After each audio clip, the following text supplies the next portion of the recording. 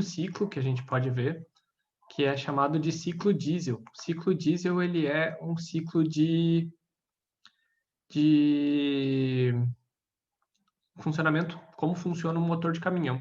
Então, aqui no diagrama PV, a gente pode ver como é que ele funciona. Do estado 1 para 2, que é essa linha verde, a gente tem uma isoentrópica, que é sem variação de entropia, que a gente vai ver depois como funciona, mais para frente, mas é só para ilustrar mesmo. Então, de 2 para 3, combustão espontânea isobárica, que é com pressão constante, aumento de volume, né? Pressão constante, aumento de volume. Isoentrópica de novo, com entropia constante. 3 para 4, 4 para 1, aqui a gente tem liberação dos combustíveis, então isso aqui é como se fosse uma isovolumétrica, né? Vai diminuindo a pressão e o volume está se mantendo assim. Então, é tipo, tu tem um pistão. O pistão, ele é pressionado, quando coloca, ele explode, aumenta de volume. Aí tem, depois dessa queima, tu tem a liberação com volume constante, a pressão aqui dentro do pistão vai diminuindo, depois o volume reduz, depois que tu liberar esse gás de dentro dele. Então, por último, então, acho que esse não vai funcionar também, mas não tem problema, porque isso aqui é um motor de caminhão. Vou mostrar para vocês aqui um videozinho de um motorzinho de caminhão. Esse aqui. Share. E esse aqui é um videozinho de motor de caminhão. Teste de motor, na verdade, né? Qual dos dois faz mais força, mais trabalho, qual realiza mais trabalho antes de explodir. Tipo da coisa que só americano gosta de fazer, né? Jogar um motor de trator fora e ainda botar fogo na própria bunda. Weird. Vamos voltar aqui aos slides. Aí a gente tem aqui, para finalizar os slides, a gente tem a parte de exemplos, assim, exercícios, como como a gente consegue perceber isso nos vestibulares, como isso acontece, né? Então, aumenta, eu acredito em ti, computador. Então, a primeira questão é, primeira lei da termodinâmica marca a alternativa incorreta. Em uma transformação isotérmica, a variação da energia interna é nula. Essa está certa. A energia interna depende da variação de temperatura. Se é isotérmica, não tem variação de temperatura. Primeira lei da termodinâmica trata da conservação de energia. Sim, foi a primeira coisa que eu falei. Em uma transformação isocórica, que é pressão constante, não haverá realização de trabalho. Desculpa, volume constante é isocórica. Então, essa aqui está correta também. Em uma transformação adiabática, o trabalho será realizado sobre o sistema quando a variação da energia interna é positiva. Essa aqui só a gente olhando lá para cima, na primeira. Adiabática sobre o sistema. Adiabática, isso aqui é zero. Sobre o sistema, quando o trabalho for negativo. Então, está correto também.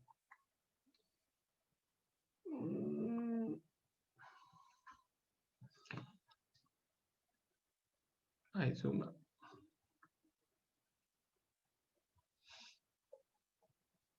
E, por último, a primeira lei da termodinâmica diz que o calor fornecido a um gás é igual à soma do trabalho realizado pelo gás e a sua variação de energia interna.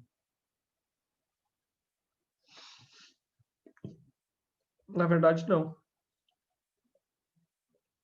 Ele está perguntando sobre a equação, não é exatamente dessa forma. É menos. Se tu isolar, vai ser negativo. Em uma transformação isobárica, pressão constante, a pressão do gás é constante. E sua energia interna aumenta se a diferença entre calor e trabalho for positiva. Então, isso aqui é só uma observação da equação. Se a gente olhar, quando a gente tem pressão constante, nenhum das três coisinhas vão ser igual a zero. Então, a energia interna aumenta se a diferença entre a calor e trabalho, que é o que sobra, né? For positivo. Então, ΔU igual a Q menos W ou Tzinho. Então, se ΔU for positivo, a gente vai ter calor menos trabalho positivo. Essa aqui é bem interessante. Uma amostra de gás ideal evolui de um estado A para B, através de um processo em que a pressão e o volume variam conforme o gráfico. Esse é o gráfico. Ao lado, considere as seguintes afirmações sobre este processo. A temperatura do gás diminui? Não tem como eu saber, por enquanto. O gás realizou o trabalho positivo? Olha só, isso tem como saber analisando. Ó.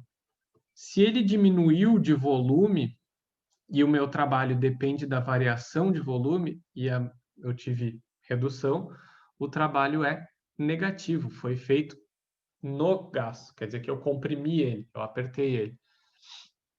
Então, a gente tem aqui que isso aqui, A2 está errado. Então, a gente pode eliminar essa, e a B e a E.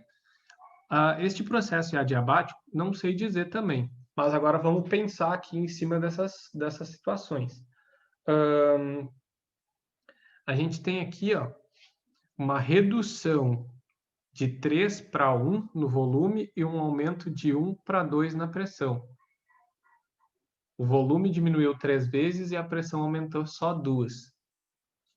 A temperatura do gás diminui? Com certeza não, porque tu diminuiu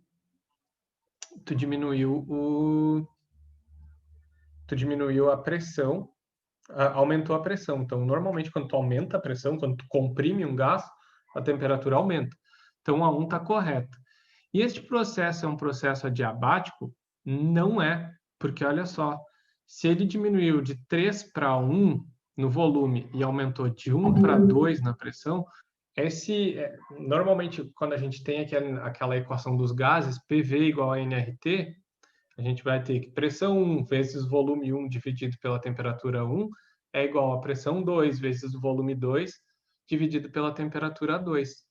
Então, para que isso se mantivesse constante, a minha redução no volume tinha que ser compensada igualmente pelo aumento na temperatura, para que esse processo fosse adiabático, para tu não ter perda de calor, perda de energia. Quer dizer que, então, aqui eu perdi um pouco da minha energia para o meio ambiente sob forma de calor. Ah, mas eu não entendi o que isso quer dizer. Muito simples. Quando tu liga o motor do carro, quando vocês ligam o motor do carro, o motor esquenta. Quer dizer que ele está perdendo energia. Nem todo combustível que ele queima vai ser transformado em movimento. Então, tu está perdendo energia, não está com um rendimento positivo. Então, é o que está acontecendo. Ó. Ele ligou o motor do carro, o pistão desceu, comprimiu o pistão, aumentou a pressão, aumentou a temperatura e perdeu energia para o meio ambiente, porque o motor do carro esquenta o ambiente. Acaba, então, que a única correta é que a temperatura do gás diminui. Eu não precisei fazer conta, é só análise do que está acontecendo, das situações. Então, prestem bem atenção. A gente tem aqui uma redução do volume, um aumento da pressão. Então, a temperatura vai aumentar. O gás fez trabalho positivo? Não, o volume diminuiu. Então, o trabalho é negativo. Esse processo é adiabático? Ele seria adiabático se eu tivesse uma redução de volume de 3 para 1 e um aumento da pressão de 1 para 3. Compensar uma a outra. Aumentou a pressão, diminuiu o volume, mas a pressão aumentou proporcionalmente, que não foi o caso. Então, tu teve uma perda de energia de alguma forma, que é sob forma de calor, sob forma de temperatura aumentando no entorno. Então, aqui de novo, mais um resumo da primeira lei da termodinâmica, e esse é legal porque ele é bem completão, então vocês deem uma olhada ao final. As 4 situações, a diabática, isotérmica, isobárica, que seria pressão constante, e isocórica, com volume constante. Deem uma olhada nesse slide aqui, seria interessante vocês terem isso aqui no caderno, mas como vocês vão ter o roteiro, vocês vão ter que ter isso aqui no caderno, né? No roteiro tem que ter isso aqui. Dito isto, essa é a aula sobre a primeira lei da termodinâmica. Qualquer dúvida vocês podem me mandar, tá? Aqui seria um trabalho que a gente faria em aula, mas não vale a pena, porque isso aqui é reunião, resumir os conjuntos energéticos que a gente tem no dia a dia, desde a entrada de energia no teu corpo, que seria através de alimento, e a forma que a gente gasta essa energia. Isso aqui é basicamente aplicar a primeira lei da termodinâmica, é o que basicamente um nutricionista faz quando te dá uma dieta. Qualquer dúvida, pessoal, entre em contato, por favor. Estamos à disposição para ajudar vocês. Beijocas. Não era para parar só de compartilhar, era para parar de gravar também.